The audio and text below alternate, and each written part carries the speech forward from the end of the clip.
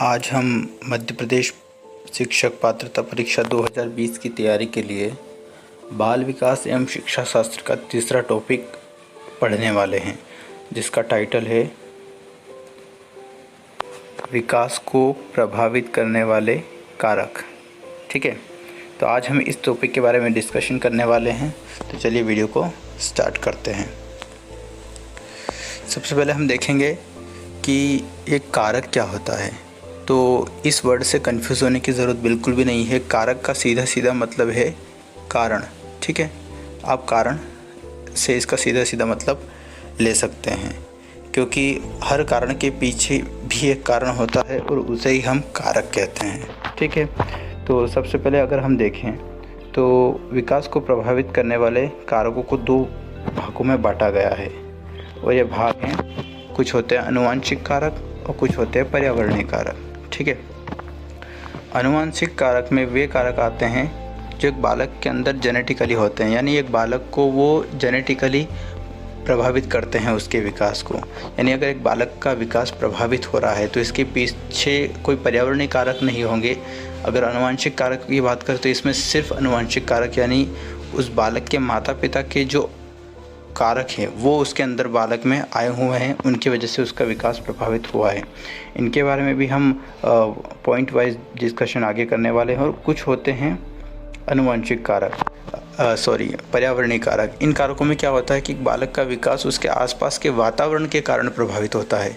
इसमें समाज आ सकता है, परिवार आ सकता है, आस पड़ोस का वातावरण, उसका फ्रेंड सर्कल, ये सारी चीज़ें, ये भी एक बालक के विकास पर जो है प्रभाव डालते हैं।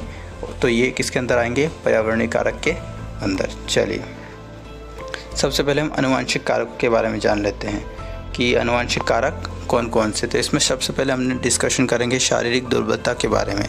एक बच्चा शारीरिक रूप से दुर्बल है तो ये एक आनुवंशिक कारक है जो उसके विकास को प्रभावित करेंगे। चलो इसकी डिटेल पढ़ लेते हैं। बहुत ईजी लैंग्वेज है, आप डिटेल में ही समझ जाएंगे, फिर भी मैं एक बार इसका एक्सप्लेनेशन कर दूंगा। चलिए स्टार्ट करते हैं।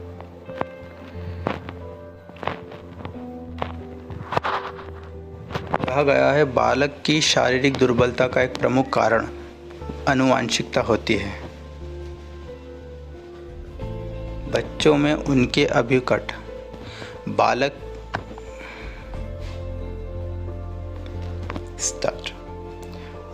की शारीरिक दुर्बलता का एक प्रमुख कारण आनुवंशिकता होती है। बच्चों में उनके अभिभावकों से कमजोरी हस्तांतरित हो जाती है। इस कमजोरी के चलते बालक का विकास प्रत्यक्ष रूप से प्रभावित होता है।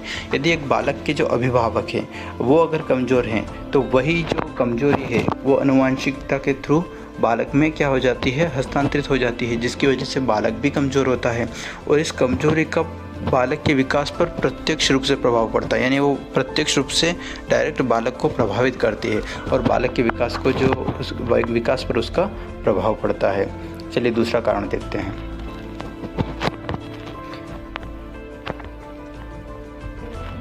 इसका दूसरा कारण है मानसिक मंदता। अब मानसिक मंदता यानी बौद्धिक रूप से कमज़ोर है, मानसिक रूप से कमजोरी भी कैसे प्रभावित करती है, तो इसकी डिटेल पढ़ते हैं। यदि माता पिता मानसिक मंदता के शिकार हैं तो निश्चित ही यह उनके बच्चों में भी देखी जा सकती है।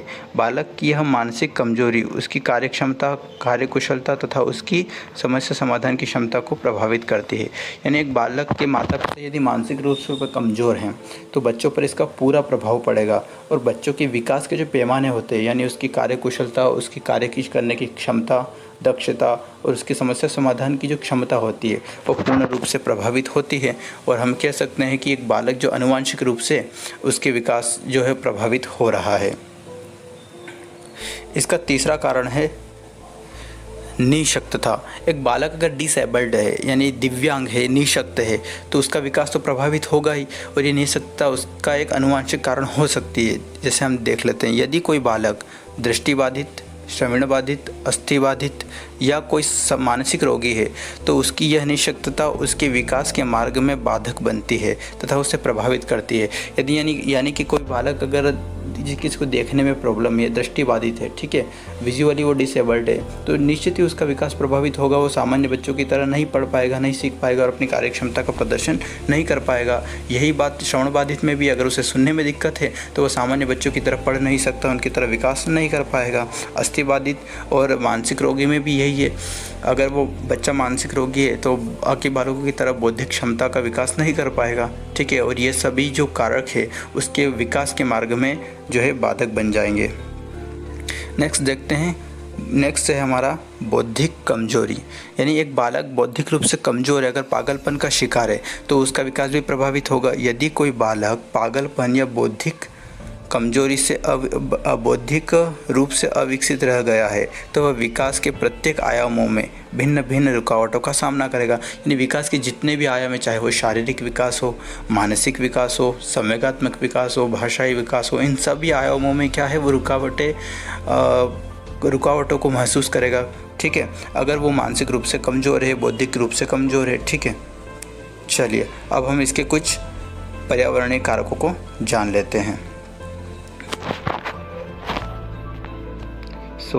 इसका पहला पर्यावरणीय कारक है वो है परिवार। एक परिवार जो होता है वो एक ऐसा पर्यावरणीय कारक है जो बालक के विकास को प्रभावित करता है। यानी हम समझ सकते हैं अगर परिवार का वातावरण अच्छा है और बालक को विकास के अवसर देने वाला है तो निश्चित ही बालक भी उसमें विकास करेगा। और अगर परिवार जो है वो नैरो माइंडेड है, वो संकुचित मानसिकता वाला है तो बालक का विकास भी उससे प्रभावित होगा। परिवार एक ऐसा वातावरणीय कारक है जो एक बालक के विकास को प्रत्यक्ष रूप से प्रभावित करता है, क्योंकि एक परिवार में ही बालक का जन्म होता है, वह अपनी प्रारंभिक समझ विकसित करता है। यदि परिवार में उसे विकास के अवसर नहीं दिए जाएंगे तो वह विकास नहीं कर पाएगा। ये वही बात जो मैंने बताई है, अगर परिवार में ही बालक को विकास के अवसर नहीं मिलेंगे तो वह विकास नहीं कर पाएगा, ठीक है, क्योंकि एक बालक का जन्म जो है वो एक परिवार में ही होता है और वहीं अपनी प्रारंभिक समझ को वो विकसित करता है। नेक्स्ट है हमारा पड़ोस, यानी आस पड़ोस जो होता है, पड़ोसियों का वातावरण, वो भी एक बालक के विकास पर प्रभावित करता है। क्योंकि एक बालक जब बड़ा होता है और अपने परिवार से बाहर निकलता है तो पहला ही उसका इंटरेक्शन होता है पड़ोसियों के साथ, ठीक है। तो एक बालक के वैचारिक एवं व्यावहारिक दृष्टिकोण पर उसके आस पड़ोस के वातावरण का प्रभाव स्पष्ट रूप से देखा जा सकता है। ऐसा इसलिए क्योंकि परिवार के उपरांत आस पड़ोस ही है जिसमें एक बालक अपने सामाजिकरण की जो प्रक्रिया होती है उसको प्रारंभ करता है। तो आस पड़ोस का वातावरण के जैसी विचारधारा होगी, जैसा उनका व्यवहार होगा, इसका असर भी किस पे, उस बालक पर पूर्ण रूप से दिखाई देगा, ठीक है। नेक्स्ट है समाज, यानी समाज का प्रभाव भी, जैसे परिवार का वातावरण का प्रभाव बालक के विकास पर पड़ता है, आस पड़ोस के वातावरण का बालक के विकास पर प्रभाव पड़ता है, ठीक उसी तरह एक बड़ा स्तर है, इसमें पूरे समाज की जैसी विचारधारा है, जैसी मानसिकता है, उसका पूरा का पूरा असर एक बालक के विकास पर पड़ेगा ही पड़ेगा, ठीक है। तो इसको और अपन डिटेल में पढ़ लेते हैं। जिस दिशा में सामाजिक वातावरण गति करता है एक बालक भी उसी दिशा में विकास करता है। एक बालक के विकास की प्रक्रिया पर उसके सामाजिक वातावरण की संकुचित मानसिकता अथवा विस्तृत या व नकारात्मक मानसिकता या सकारात्मक मानसिकता का स्पष्ट प्रभाव पड़ता है। यानी समाज की मानसिकता जैसी हो, चाहे वो सकारात्मक हो या नकारात्मक हो, ठीक है, संकुचित हो या विस्तृत हो, इसका पूरा असर उस बालक के विकास पर पड़ेगा। अगर समाज में उसे विकास के अवसर दिए जाएंगे तो वो बालक विकास करेगा, और अगर अवसर नहीं दिए जाएंगे तो वो बालक विकास नहीं कर पाएगा। हमारा अगला पर्यावरणीय कारक है वो है मित्रवृत्त। जी हाँ, यानी फ्रेंड सर्कल। एक बालक के विकास पर उसके फ्रेंड सर्कल का भी असर पड़ता है। यदि बालक के मित्र प्रगतिशील, उद्यमी तथा खोजी प्रवृत्ति के हैं तो इसका प्रभाव उस बालक की सृजनात्मकता, क्षमता, दक्षता, रचनात्मकता पर भी दृष्टिगोचर होता है, क्योंकि एक बालक मित्रों के साथ रहना अधिक पसंद करता है तथा उनकी आदतों को ग्रहण करता है। निश्चित एक बालक अपने दोस्त जो होते हैं, मित्र जो होते हैं, उनकी आदतों को ग्रहण करता है और उनकी आदतों को भी सीखता है। इसकी वजह से उनकी जो विचारधारा होती है, जैसी उनकी आदतें होती है, उसका पूरा असर उस बालक पर पड़ता है। तो ये मित्रवत भी एक ऐसा पर्यावरणीय कारक है जो बालक को बाहर से प्रभावित करता है, इसलिए पर्यावरणीय है, ठीक है। तो ये विकास को प्रभावित करने वाले हमने आज कुछ कारण डिस्कस किए हैं। अगर आपको हमारा वीडियो अच्छा लगा है तो इस वीडियो को लाइक और चैनल को सब्सक्राइब ज़रूर कर दें और बेल आइकन को भी प्रेस कर दें। आगे हम बाल विकास का तीसरा टॉपिक डिस्कस करने वाले, बहुत जल्दी उसका भी वीडियो मैं लाने वाला हूं। सो अगर आपने हमारे चैनल के बाकी वीडियोस नहीं देखे तो उसकी लिंक जो है हमारे डिस्क्रिप्शन में, इस वीडियो के डिस्क्रिप्शन में आपको मिल जाएगी, तो वहाँ जाकर भी आप उन वीडियो को देख सकते हैं। Thanks for watching this video.